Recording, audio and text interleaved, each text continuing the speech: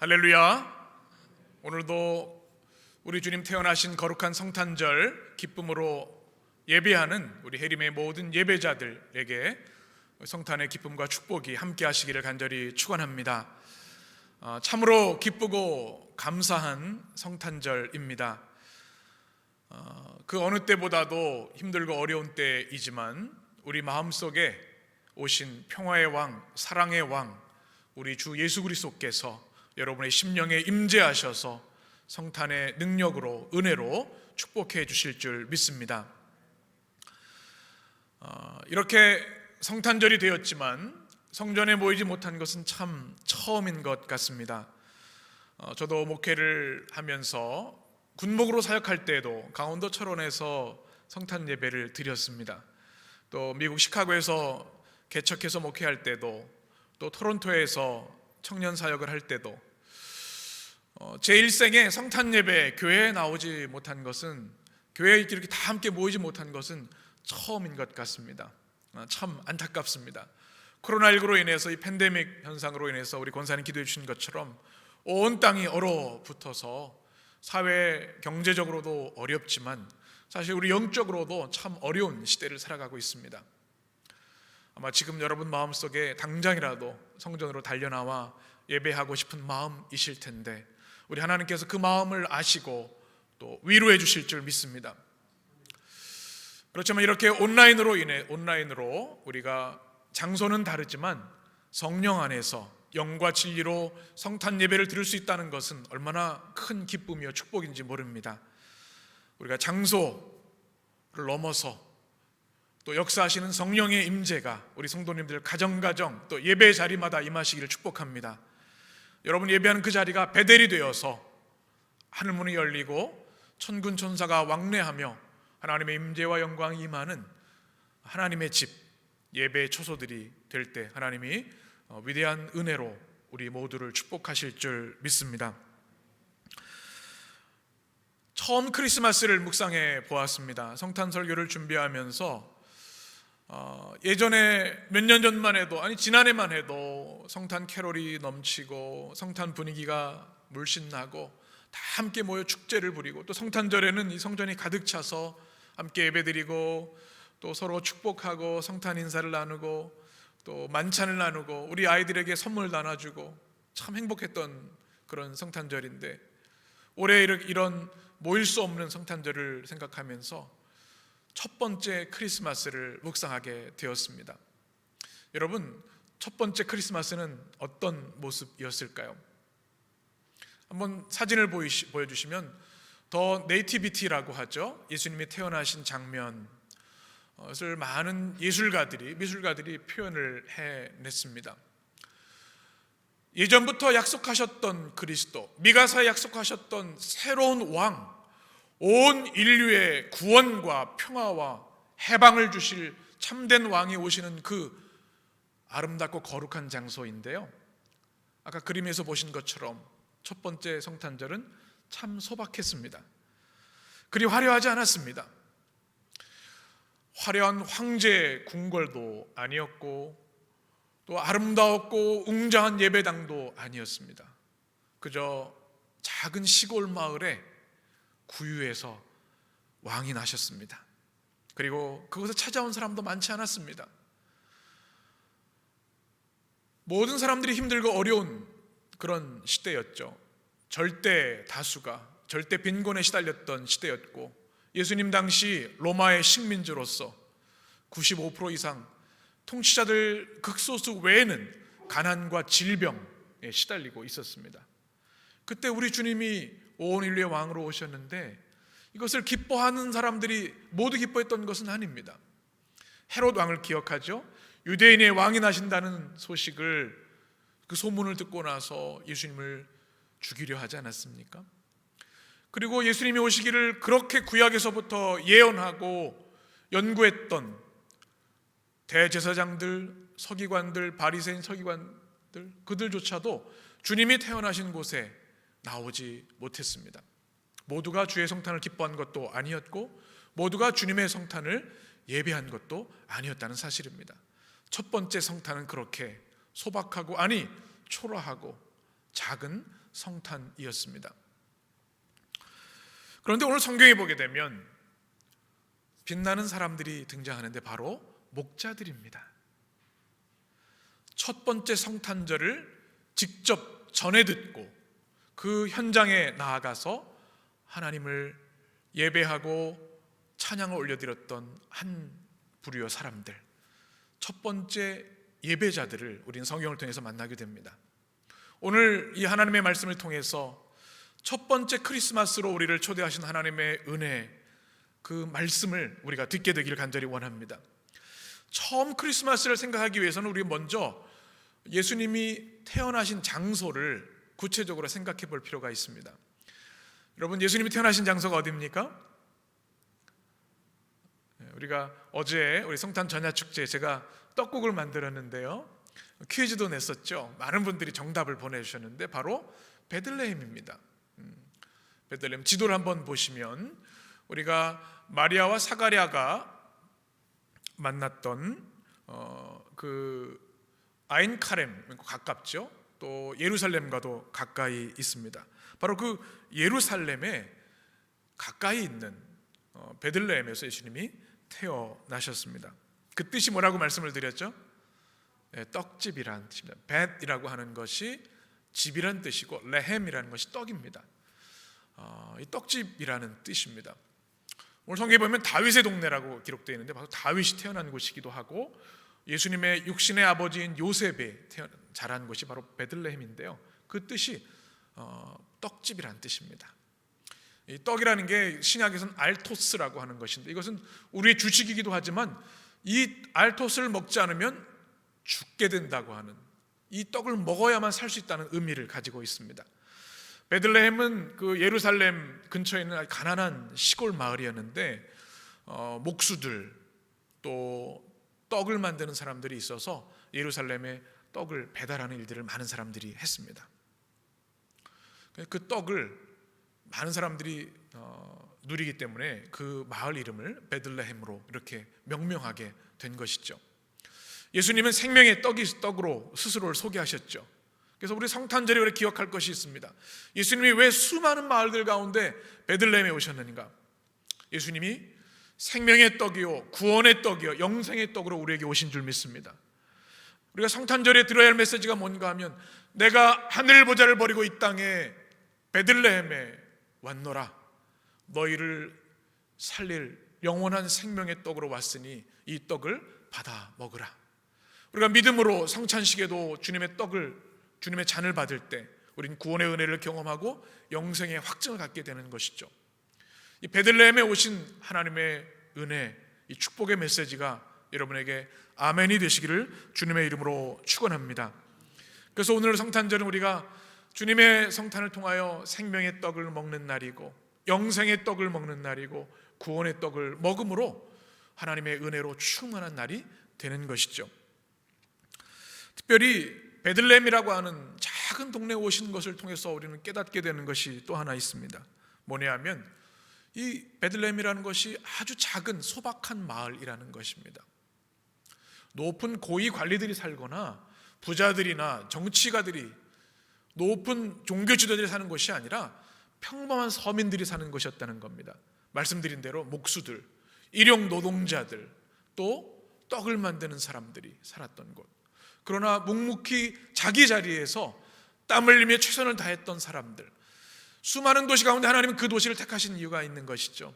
하나님은 화려하거나 높은 사람이 아니라 정직하게 땀 흘려 일하고 자기 자리에서 최선을 다하는 사람들을 사랑하신 하나님이신 줄 믿습니다.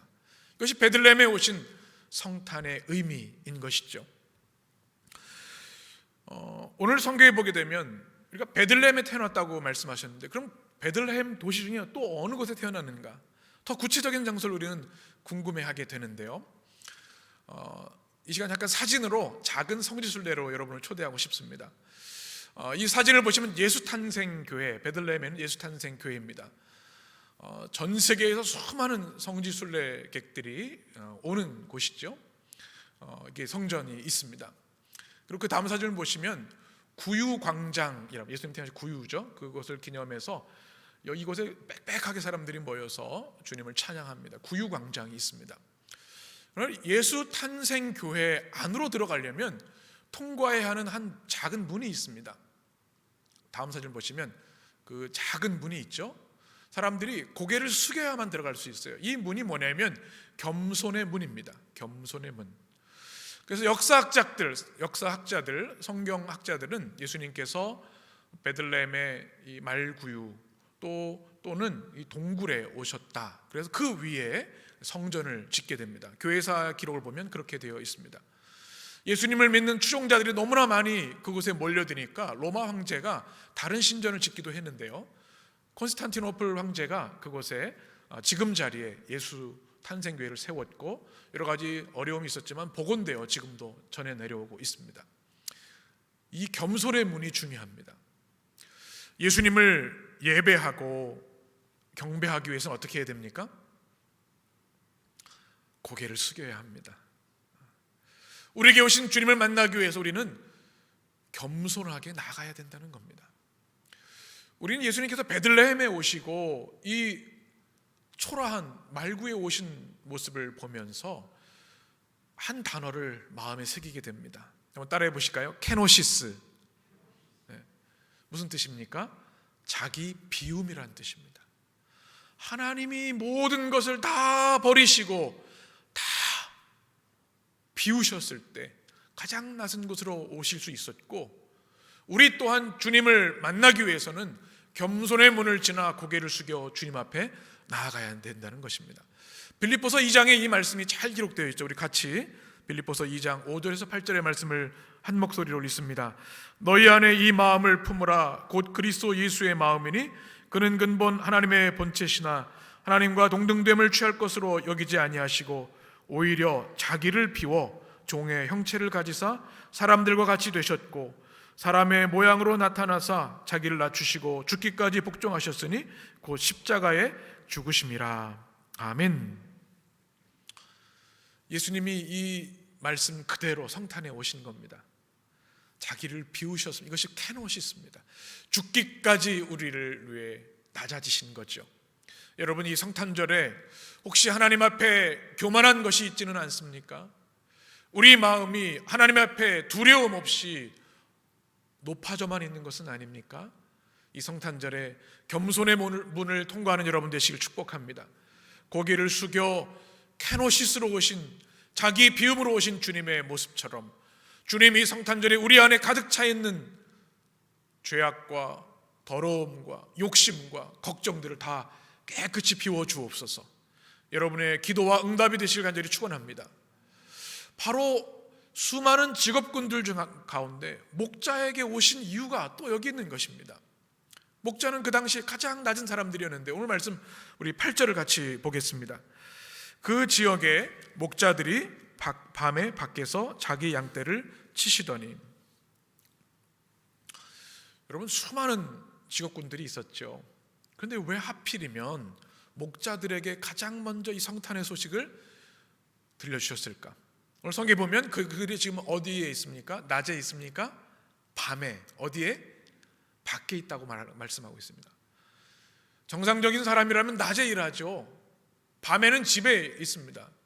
근데 목자들의 그 당시 1세기 팔레스타인의 목자들의 모습이 어땠는지를 성경은 짧지만 아주 명확하게 보여줍니다. 그들은 밤에도 일을 해야 하는 극한 직업의 사람들이었습니다. 대부분 배울 기회가 없어서 공부하지 못했고요, 가난한 사람들이었습니다. 집도 없는 이들이 많았습니다. 그저 짐승들과 함께 지내는 사람들. 그래서 목자들을 사람들이 별로 좋아하지 않았습니다. 왜요? 항상 짐승 냄새가 나기 때문에. 사회 경제적으로 정치적으로 가장 낮은 사람들이 목자들이었습니다. 하나님께서 왜 그들에게 가장 먼저 성탄의 소식을 들려주셨을까요? 황제들도 있고요, 대제사장들도 있습니다. 말씀을 연구하는 이들도 있죠. 그런데 하나님은 가장 그 당시 아프고 힘들고 어려운 이들, 그러나 목자에게는 또 하나 놀라운 영적인 축복이 있는데 뭐냐면 그들은 하늘을 보는 사람들이었습니다. 다른 거 볼 게 없어요. 광야에서 빈들에서 양과 하늘밖에 없는 거예요. 그들의 인생의 고달픔을 생각하면서 하나님, 우리에게 하나님 나라가 임하기를 원합니다. 이 고달픈 어려움이 끝나고 하나님이 통치하시는 평화와 기쁨의 나라가 우리에게 왔으면 좋겠습니다. 그런 바람으로 밤 늦게까지 양을 치는 이들이 목자였습니다. 그리고 그들은 예루살렘 가까이 있었다고 했죠. 베들레헴에서 양을 치면서 예루살렘 성전에 드릴 하나님의 어린 양들을 준비하는 사람들이었습니다. 힘들었지만, 어려운 일이었지만 묵묵하게 그들의 일을 감당하는 사람들. 성경은 이 목자를 너무너무 사랑합니다. 사람들은 기피하고 가까이 하고 싶지 않은 사람들이었지만 성경은 목자를 사랑합니다. 여러분, 가장 위대한 왕이라고 하는 다윗의 직업이 뭡니까? 목동이었습니다. 목자였죠. 그리고 성경 구약에 보면 하나님은 목자 되신 하나님으로 우리에게 말씀하고 있습니다. 시편의 23편에 우리가 잘 알고 있는 대로 다윗은 여호와는 나의 뭐라고요? 목자시니 내게 부족함이 없으리로다.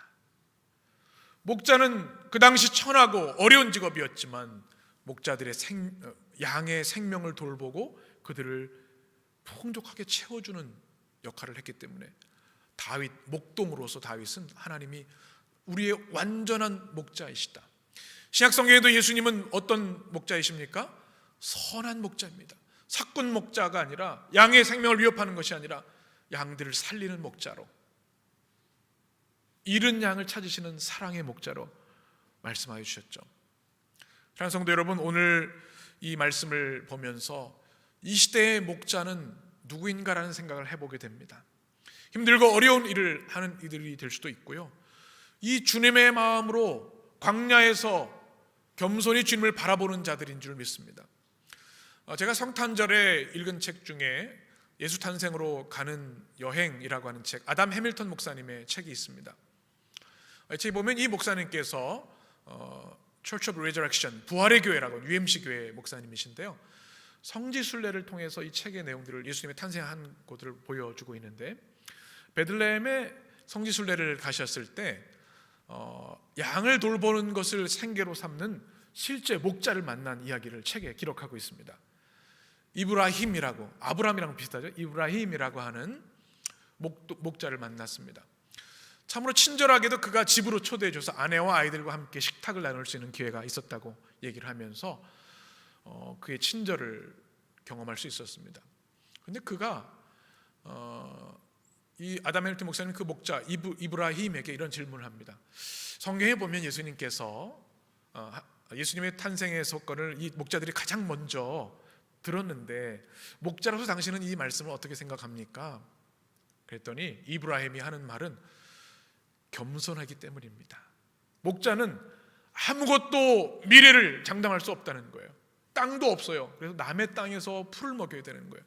그래서 하늘을 바라볼 수밖에 없고 하나님을 의지할 수밖에 없다는 것이죠. 그래서 겸손할 수밖에 없는 사람들이다. 그래서 하나님께서 이 땅에서 가장 겸손한 자들을 찾으셔서 성탄의 그 위대한 소식을 전해주셨을 것입니다. 이렇게 대답을 했다고 하는 글을 읽어보았습니다. 과연 그런 것 같습니다. 사랑하는 여러분, 우리가 이 땅에서 양을 칠 수는 없지만 이 목자의 마음은 우리에게 필요한 줄 믿습니다. 겸손한 마음, 하늘을 바라보며 하나님을 의지하는 이 목자의 마음 여러분 가운데 있게 되길 간절히 축복합니다. 또 목자 되신 우리 주 예수 그리스도를 더욱 사랑하게 되시기를 바랍니다.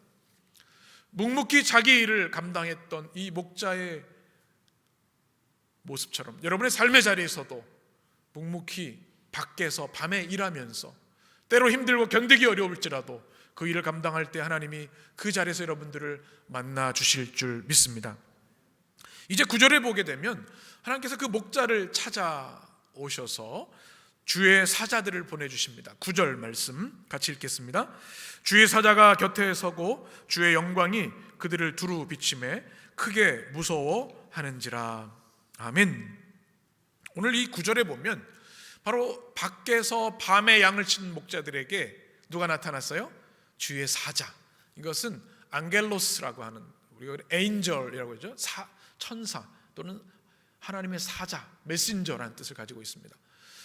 그랬더니 오늘 그 9절에 보면 무서워했다라는 말씀이에요. 크게 무서워했다. 이 단어가 뭐냐면 공포에 휩싸이다라는 뜻입니다. 여러분, 극한 공포를 경험해 보신 적이 있습니까? 평범하게 그날 예수님 오시는 날 밤도 목자로서 양을 돌보고 있었는데 갑자기 주의 천사, 초월적인 영적인 존재가 그들에게 나타났을 때 처음 반응은 뭔가 하면 무서워하는 것, 두려운 것이었습니다. 그래서 두려움에 사로잡히게 된 것이죠. 이것은 굉장히 중요한 우리의 신앙의 한 요소입니다.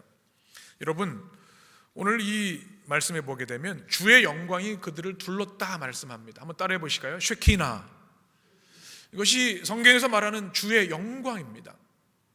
섬광, 우리 인간의 눈으로 볼 수 없는 가장 밝은 빛을 얘기합니다.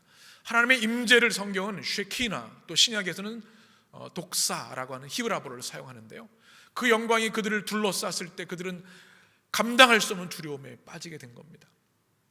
여러분, 이 두려움이 무엇일까요? 거룩한 두려움입니다. 하나님의 임재 체험입니다.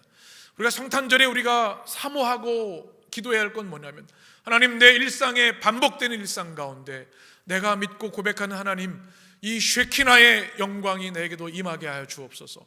하나님의 거룩하고 완전하신 존재로 인하여 그 영광에 사로잡히게 하여 주옵소서. 거룩한 두려움, 하나님 체험이 우리 성탄일에 우리의 삶에 있어야 된다는 겁니다. 그때 오늘 10절을 보게 되면 천사들이 이렇게 말하죠. 같이 읽습니다. 천사가 이르되 무서워하지 말라. 보라, 내가 온 백성에게 미칠 큰 기쁨의 좋은 소식을 너희에게 전하노라. 아멘. 성탄절의 첫 번째 메시지가 뭐예요? 따라해 보겠습니다. 무서워하지 말라. 여러분, 이 성탄절에 이 말씀이 여러분의 심령에 들려지게 되길 축복합니다. 우리를 두렵게 하는 일들이 참 많이 있습니다.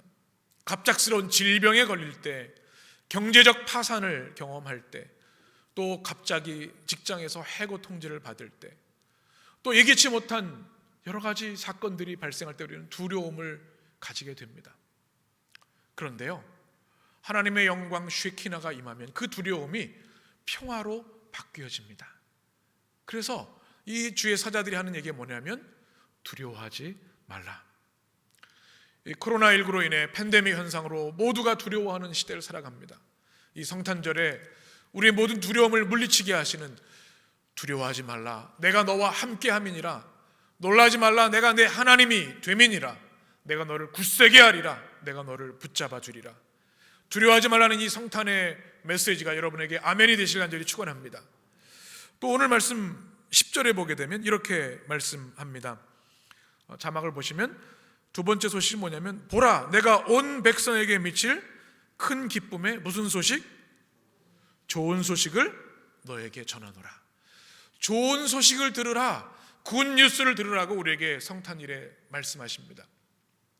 좋은 소식이 뭐가 있겠습니까? 두려움에 사로잡힌 목자들에게 온 백성에게 미칠, 한 사람만 기쁜 것이 아닙니다. 온 인류에게 줄 가장 크고 놀라운 좋은 소식, 유앙겔리온이라고 하는 복음의 소식이 있는데요, 그게 무엇입니까? 그 다음 절에 기록되어 있습니다. 11절 말씀 같이 읽습니다. 오늘 다윗의 동네에 너희를 위하여 구주가 나셨으니 곧 그리스도 주시니라. 여기에는 세 가지 주님을 명명하는 단어가 있습니다. 자막에 보시면 첫 번째가 뭐예요? 누가 나셨어요? 구주가 나셨다. 소테르, 이것은 물에 빠져 죽는 사람을 건져주시는 겁니다. 구원자로 이 땅에 아기 예수로 주님이 오셨다. 모든 죽음, 절망, 두려움, 질병, 걱정, 염려로부터 구원해 주시는 구주가 오셨다. 소테르. 두 번째 단어는 뭐예요? 오늘 성경에 보면 그리스도. 우리가 예수 그리스도 할 때 그리스도입니다. 크라이스트. 이것은 기름 부음 받은 자, 온 인류를 자유케 하실 약속하신 메시아라는 말씀입니다. 그리고 세 번째가 뭡니까? 퀴리오스, 많이 들어보셨죠? 주인이란 뜻입니다. 그 당시엔 로마 황제를 말했는데요, 절대 주권자이신 하나님이 이 땅의 왕으로 오셨다. 그것이 바로 퀴리오스, 주님이십니다.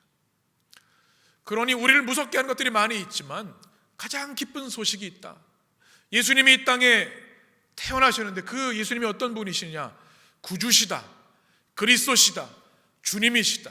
여러분이 성탄절에 여러분에게 이 성탄의 고백이 되실 간절히 축원합니다. 그러니 두려워하지 말라. 이 기쁜 소식을 들으라. 그리고 전하라고 말씀하고 있습니다. 우리에게 기쁜 소식들은 참 많이 있습니다. 우리 아이들이 좋은 학교에 가고 직장에 취업하고 행복한 가정을 이루고 또 기도하는 대로 응답받고 믿음으로 잘 자라는 그런 소식들이 얼마나 기쁜 소식입니까?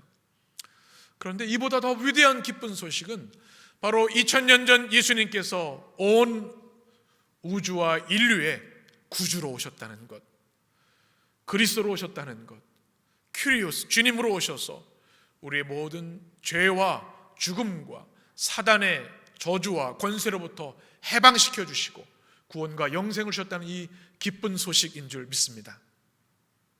여러분, 이 성탄절의 이 기쁨과 좋은 소식이 여러분의 마음속에 한시도 떠나지 않고 승리의 고백과 찬양으로 나아가 계시길 간절히 축원합니다. 이제 오늘 말씀을 보게 되면 클라이막스로 이루어지게 되는데요, 바로 성탄의 찬양이 울려 퍼지고 있습니다. 여러분, 우리 그리스 찬양대 영상 찬양 잘 보셨죠? 참 몇 번을 봐도 은혜가 됩니다. 우리가 모여서 찬양을 못한 지가 얼마나 오래된지 몰라요. 우리 그리스 찬양대 찬양이 참 은혜롭고 우리 청년 찬양대 너무나 그립습니다.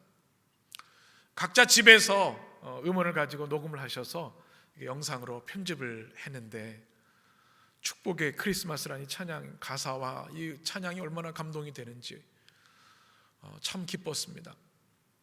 오늘 13절에 보면 바로 이러한 찬양이 기록되어 있습니다. 우리 같이 13절 14절 같이 읽습니다. 호련히 수많은 천군이 그 천사와 함께 하나님을 찬송하여 이르되 지극히 높은 곳에서는 하나님께 영광이요 땅에서는 하나님이 기뻐하신 사람들 중에 평화로다 하니라. 아멘. 이 천사들이 목자에게 두려워하지 마십시오, 가장 기쁜 소식을 들으십시오 하고 나서 오늘 성경에 보면 천군, 천사, 천군은 하늘의 군대라는 뜻이죠. 천사는 앙겔로스, 바로 주의 사자들입니다.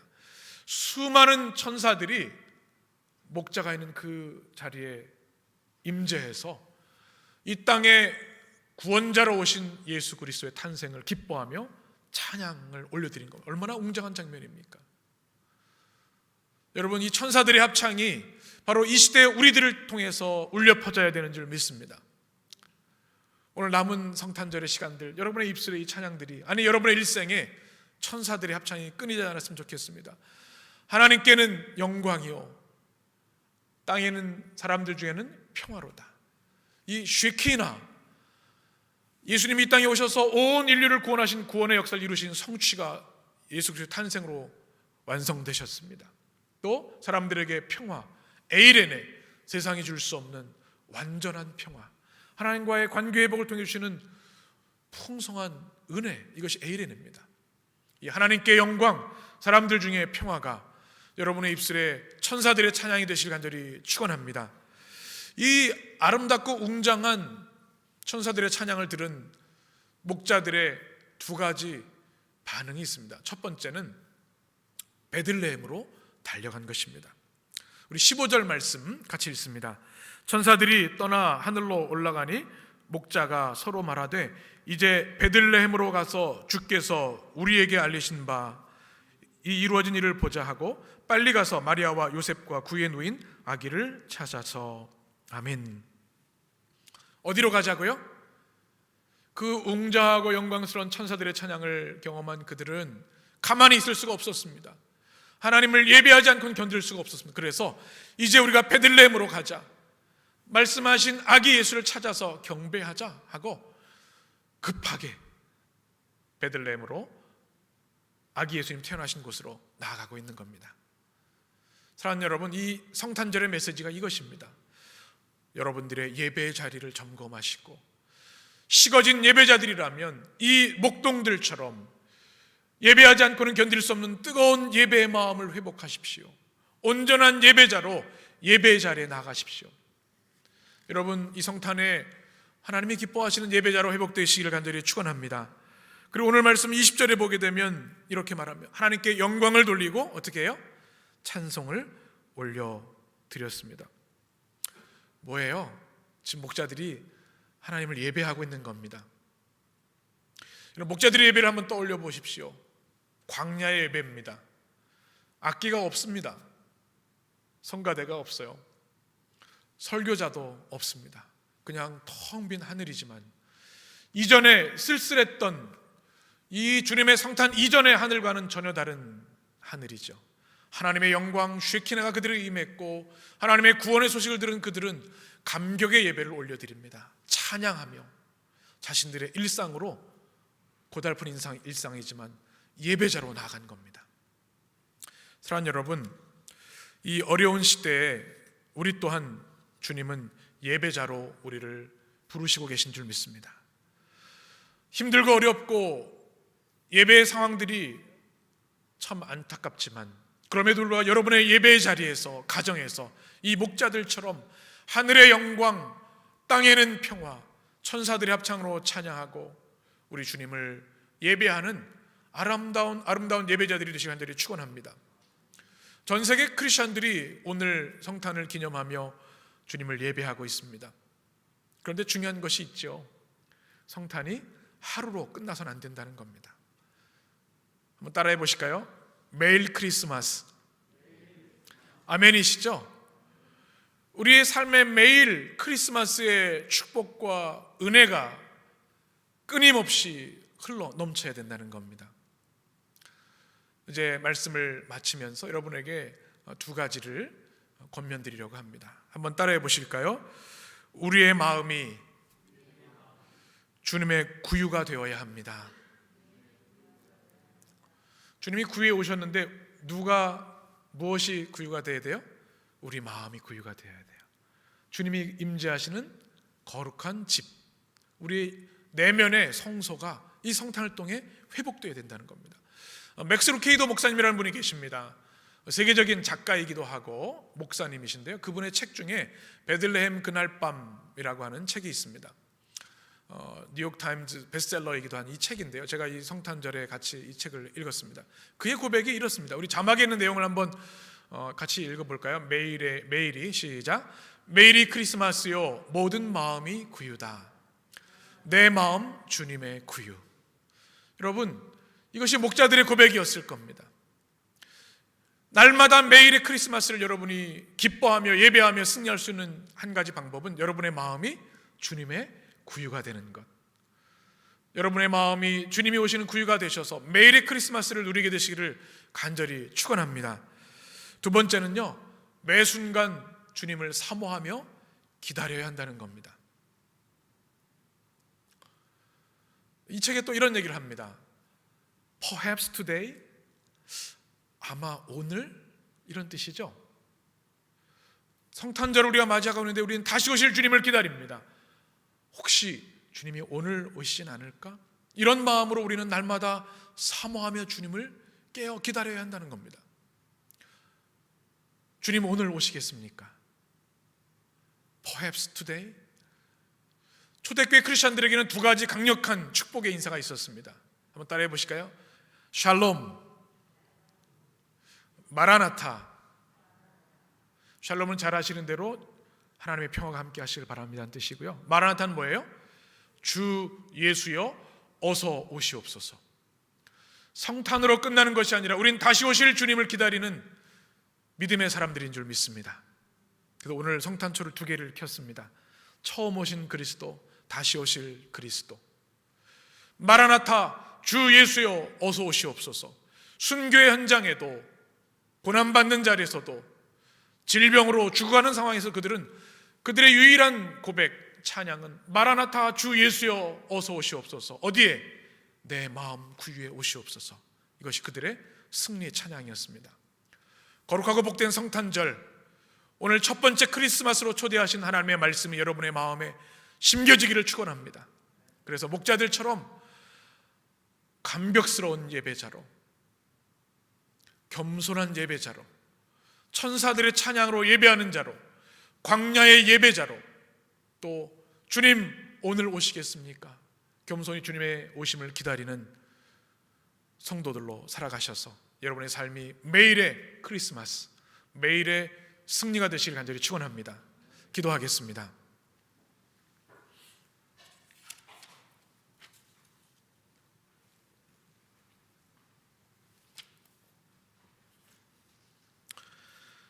내 마음 주님의 구유.